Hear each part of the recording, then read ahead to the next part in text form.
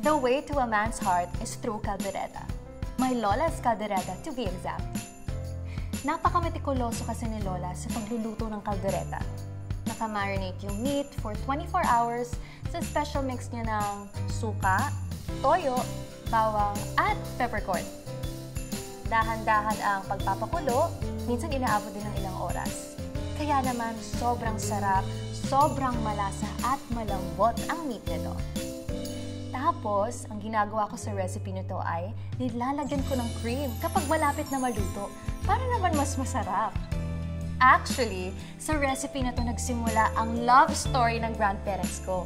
Ang kwento kasi, isang Pasko, dumalaw daw si Lolo sa bahay nung medyo bago pa lang sila. So, nakikain rin siya. Nung natikman niya yung caldereta, niyaya niya daw agad magpakasal si Lola. And she said yes right away. Di na nakakagulat na dahil sa sarap ng caldereta, napa-I-do silang dalawa ni Lolo.